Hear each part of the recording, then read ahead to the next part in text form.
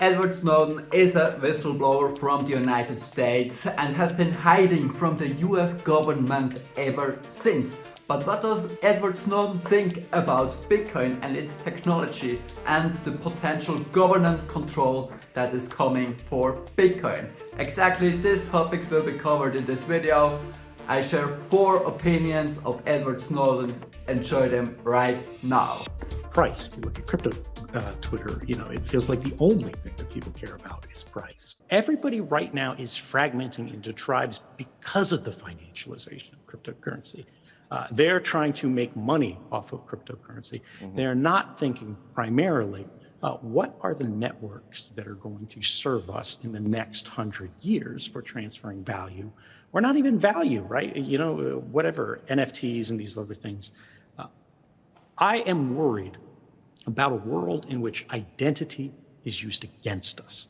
I am worried about a world in which our money is used against us. And what we need more than anything else is free money, not in the airdrop term, not in the airdrop sense, but in the independence sense. And I think as much competition as we have there is all the better. Bitcoin has a privacy problem. Everybody knows it, and for as many years as I've been giving these talks now, it is still unfixed. The world has a privacy problem. That Bitcoin is really bad on privacy. I think the only people who do it worse actually are Ethereum. Bitcoin suffers from the same thing, but at least largely because there's not as much contract-based activity on Bitcoin. They only see, address A sends to address B and so on. They follow it out. They chart it. They see where it splits on the chain, and then they try to go where it goes back to a common node, or they track spends, or they go where it goes through KYC gateways, and they find out it with the tools that I had at the NSA in like 2013. Tracking Bitcoin transactions would have been very, very easy. Why do we care about this? What is the point of like an independent form of finance? Gold is great, but gold is not portable. Gold is not transmissible beyond borders, at the tap of a button. Bitcoin and crypto more broadly is.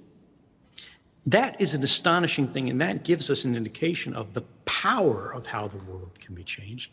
But the problem is we have to understand the world as it is. And I think what 2013 said, what the problem that we have now is what we're looking at, is we constructed or had constructed around us a system that was and is fundamentally unfair. And this human network is the whole point of our digital network. The network doesn't exist for itself. The network exists to serve people. There are institutions that are trying to make us serve them. They're trying to make the people serve the network.